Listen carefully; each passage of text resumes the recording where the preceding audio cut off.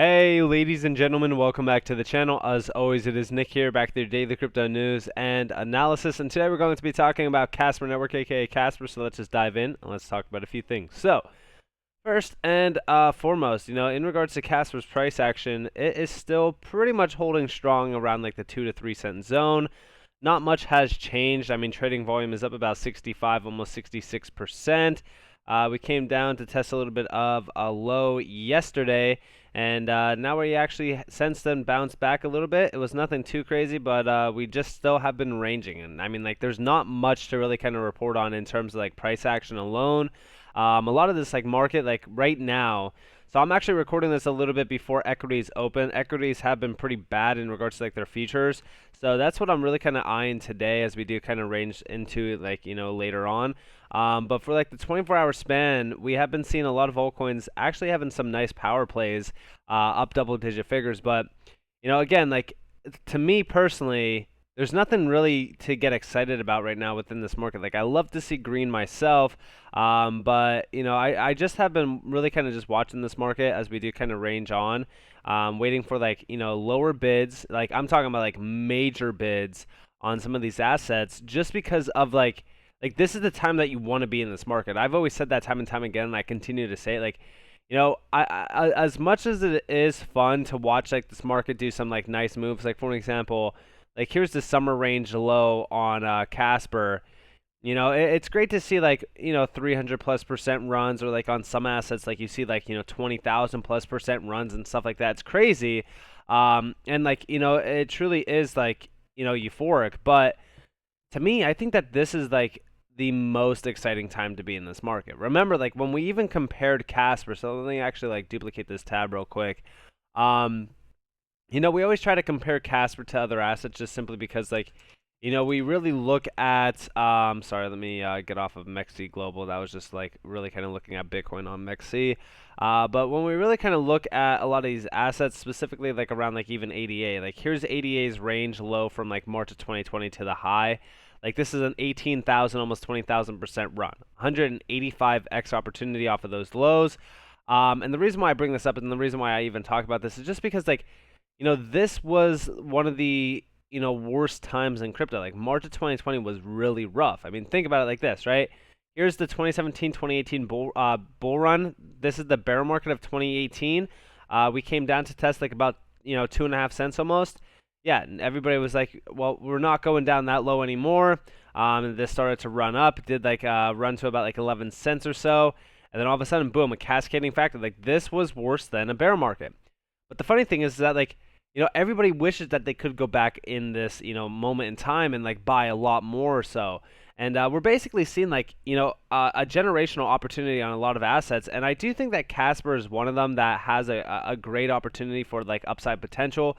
The all-time highs on Casper is a little bit, rough because just like the ICO pricing and stuff. But like I could definitely see this at some point in time, being a $10 asset. I'm not going to, question on when that's going to happen. I'm not going to state when that's going to happen. I just see that at some point in time happening, and like this would be like a 34,000% run. We don't really need to see something like that, but like if we did repeat like a run like ADA did during like March of 2020 to the highs, like this is an 18,500% of a run. We would be sitting at roughly, $5.42. And funny enough, like this is only, and I don't want to say like only as like I'm kind of undermining like the value behind it, but like this is a $54 billion market cap. Remember, like ADA, off of that 18,000% run, it was sitting at like a 90-some billion dollar market cap. It might have been even like over $100 billion dollars. But like, this is why I always say, this is the moment in time where you want to be in this market, because like things like this could happen, especially at like the height of a bull run. And like remember, like Casper still isn't listed on major exchanges, and this is just like me, doing like hypotheticals, like what would, or like what can happen, if you will, around like Casper. This is not like a guarantee that this will happen. I'm just saying like from the major exchange listings that we could see happen for Casper, and like the upside that we seen on a few assets like ADA's tokenomics compared to Casper's are a lot worse. Like, there's a lot more ADA out there than Casper. Remember, like, we were ranging off like the 1.5 cent zone. This is why, like I say, like, it would be amazing to see like 1.5 cents for Casper, just because like the upside potential on it is fairly, significant. Like, this would be, if we did like an 18,500% run, it would be right around like my target point of almost like $2.68. It would be the same exact move that ADA did almost, except we would be sitting at like about almost a $30 billion market cap, which again is extremely possible compared to like where a lot of like the top 25 tokens were at in terms of like the height of the bull run. Like even now, like a lot of these are holding over like $7 billion for an example of market cap. Like Dogecoin is sitting at almost $8 billion market cap. So again, upside on Casper is pretty significant still, and I like I said, like this is the time where you really want to step back, take a look at the market, and realize like this is the moment in time that you actually want to be in the market. It's not like when everything's pumping. But also, we have been seeing a lot of updates around Casper. So, for an example, we do see here Ralph Kublai, board member of Casper Association, conversed with the Signum official for the latest crypto podcast. Now, this one is pretty interesting. So I didn't listen to the podcast itself. I'm going to be, checking it out here soon. It's more so like, misconceptions around smart contracts themselves. But the significance of this is more so Signum. Like Signum is the world's first digital asset bank founded on Swiss and Singapore heritage. Signum, empowers its clients to invest in the digital asset economy with complete trust. Now, the funny thing about this is that, like, this is actually a very large bank as well. Like, if you go and check out just, like, some of the insights around it, like, they are really kind of focusing on, crypto first. And I think that, like, we will see a lot more digital asset banks and, like, banks in general centered around, like, DLTs, crypto, digital assets in general. But this looks like it could be, a fairly large innovation around crypto, and I think that this is going to be like really kind of sparking the flame for more of these banks to actually start up. But similar to like Kevin Cage, like he said, like pay attention to like the Swiss and Singapore areas. I also think that he said like a few other areas as well, but we have been focusing more on Singapore. Like Singapore has become a crypto powerhouse essentially, especially from like XRP and Ripple side as well. Like we've been seeing a lot of innovations happening there. So it doesn't surprise me that this would, be a main thing over there in regards to like digital asset banks. And like Signum is not like extremely new. Like they have been around. But the significance here is the fact that like they have been in discussions with Casper as well. Like this is a board member of Casper Association speaking with them about, again, like, misconceptions around smart contracts. I'm sure that they've, discussed the efficiencies around Casper itself. I would love to see Casper, associated with something like a digital asset banker, like even being able to be, again, purchased within this as well, which I would love to see. But also, I do have the notes over here, and there was one note from that podcast, though, this one, that did stand out. Like I said, I didn't listen in. I basically only read this portion because, again, I didn't have time to listen to the entire thing.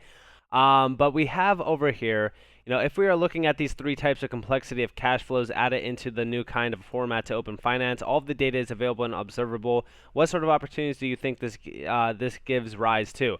And then we do see down here at Casper, we thought about how to bring it in. Currently, we are integrating an open source standard for the description of these cash flows that Dominic mentioned. This open source standard is called ACTUS, which stands for Algorithmic Contract Type Unified Standard. We use this standard because it enables some of these obligations to become machine auditable. Suddenly, we have the observability that is introduced within the blockchain and verifiability when you understand the nature of the cash flow in an algorithmic way. When it is defined mathematically, it is clearly codified in the tokens or in the smart contract or financial contract, if you will.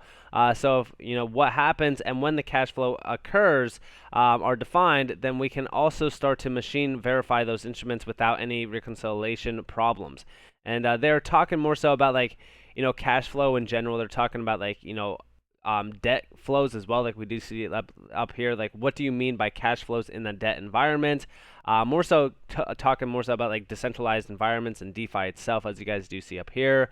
They're just really kind of talking about like the use cases around smart contracts and like DLT as well within a lot of these areas around like the financial sector, even tokenization as well, like cash flows tokenized on the blockchain. Many of these use cases are not particularly new to the financial world, but the decentralized finance space managed to move them onto the blockchain layer, which is pretty significant as well. Like I've talked to you guys about tokenization many times within other things as well, like around like Hedera and stuff like that. I'm very excited though. Like I think that like talking about these specific use cases and how like things could disrupt like traditional financial sectors is something remarkable, and I do think that Casper is playing a pivotal role here as well. Also, we did see an update to the ecosystem image, so we can actually open this up in a new tab real quick. Let me actually see if I can get a larger image here. Sorry. There we have it. So we did see a little bit of an update. We do see the DeFi and CeFi area with more names added on there. We do see Nucleus Finance, Oracle, Friendly Market, Ethereum Network, and a ton of other ones, gaming and NFTs. We also see tolling explorers and oracles. They have been adding some names. I mean, this name list has been growing a lot faster than I expected it to, especially in 2022 alone. I'm very excited to see more and more names added onto this, though. I look forward to the day where Casper has a very similar ecosystem like Chainlink, for an example.